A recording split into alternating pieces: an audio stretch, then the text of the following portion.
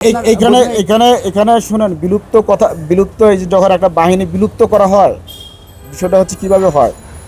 আপনার এটা হচ্ছে যে এখনকার যে বিদ্যমান পুলিশ বাহিনী আছে, এই বাহিনী কি করা হবে, বিলুপ্ত হয়ে গেলে এদের মধ্যে যারা দোষী তারা বাদ যাবে, আর যারা ভালো তাদেরকে নিয়ে তাৎক্ষণিকভাবে একটা নতুন বাহিনী হয়ে যাবে। এটাই হচ্ছে সারা দুনিয়াতে হচ্ছে বড় বাহিনীকে লার্জ স্কেলে চেঞ্জ করার সিস্টেম।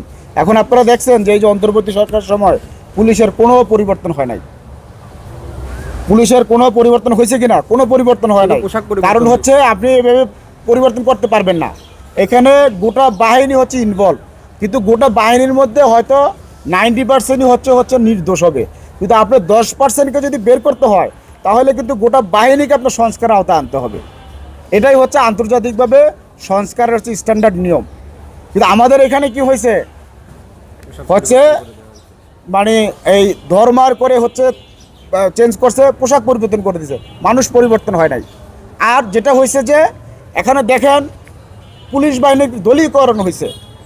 আপনি দেখেন আমরা যখন বিলুপ্তিকরণের কথা বলতেছি, আপনার কয়েকদিন আগে পত্রিকায় দেখছেন না, 50,000 পুলিশ যারা আওয়ামী লীগের তাদেরকে বাদ দেওয়া হবে। মানে কি? একই তো ব্যাপার। আপনি যখন এটাকে একটা সিস্টেমেটিক ওয়েতে করতেন তাহলে একটা আওয়ামী লীগের লোক সে পুলিশে আছে, কিন্তু সে কোনো অপরাধী না, সে কিন্তু কি নির্দোষ হিসেবে পাইতে পারতো। বিএনপির পুলিশ সেও তো হয়তো দেখা গেছে কি এই আগস্টে গুলি করতে পারে না, জামাতের পুলিশ গুলি করতে পারে না। সেই জন্য আমরা বলছি যে পুলিশ বাহিনীকে আপনি একটা সমন্বিতভাবে বিলুপ্ত করে তাদের মধ্যে যারা নির্দোষ তাদেরকে দিয়ে হচ্ছে এটাকে পুনর্গঠন করেন।